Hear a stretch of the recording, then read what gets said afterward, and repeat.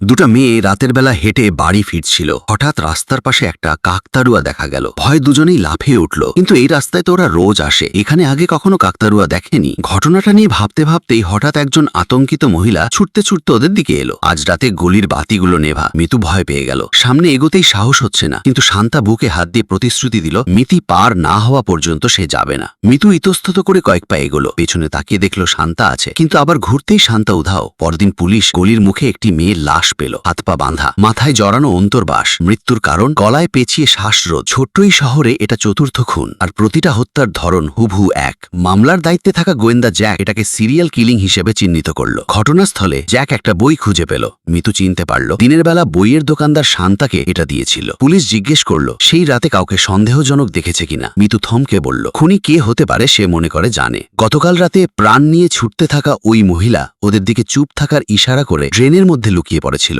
একটু পরেই হাতে ছুরি নিয়ে একজন লোক এসে জিজ্ঞেস করল মহিলাকে দেখেছে কিনা। শান্তা মিথ্যা বলল। মহিলা সামনের দিকে দৌড়ে গেছে। এভাবেই ওরা লোকটাকে সরিয়েছিল। জ্যাক আর তার পার্টনার মার্কাস সঙ্গে সঙ্গে লোকটার লন্ড্রির দোকানে নজরদারি শুরু করলো। তদন্তে বেরোলো লোকটার ব্যাকগ্রাউন্ড একদম সাদামাটা, কোনো অপরাধের রেকর্ড নেই। তবে কয়েক মাস ধরে দোকান আগে ভাগে বন্ধ করছে। দুজনে তাকে বাড়ি পর্যন্ত ফলো করে দেখলো সে স্ত্রীকে মারধর করছে। পুলিশ জিজ্ঞাসাবাদ করতেই লোকটা মরিয়া হয়ে বলল সে কাউকে খুন করেনি, ছুরিটা শুধু বউকে ভয় দেখাতে রাখে। জ্যাকের বছরের পর বছরের অভিজ্ঞতা বলল এ লোক খুনি না, তবে তার স্ত্রী একটা গুরুত্বপূর্ণ সূত্র দিল। খুনের রাতে সে পুরো 1 ঘন্টা ড্রেনের মধ্যে লুকিয়েছিল। ঢোকার আগে স্পষ্ট মনে আছে একটা কাকতাড়ুয়া দেখেছিল, কিন্তু বের হতেই কাকতাড়ুয়া নেই। মিতুও কাকতাড়ুয়া দেখেছিল বলেছিল। এখন মনে করতেই বুঝতে পারল দুটো কুকুর ওটার দিকে এত পাগলের মতো ডাকছিল কেন। ওটা আসলে কাকতাড়ুয়াই ছিল না, ছিল একজন সত্যিকারের মানুষ ছদ্মবেশে। অসাধারণ স্মৃতিশক্তির জোরে মিতু ড্রয়িং বোর্ডে কাকতাড়ুয়ার চেহারা আঁকতে শুরু করলো। এদিকে জ্যাক আবার ঘটনাস্থলে ফিরে গেল আরো সূত্রের খোঁজে। বন্ধুরা, এই রহস্যের শেষে আসল খুনি কি ধরা পড়বে? আর এমন রোমহর্ষক গল্প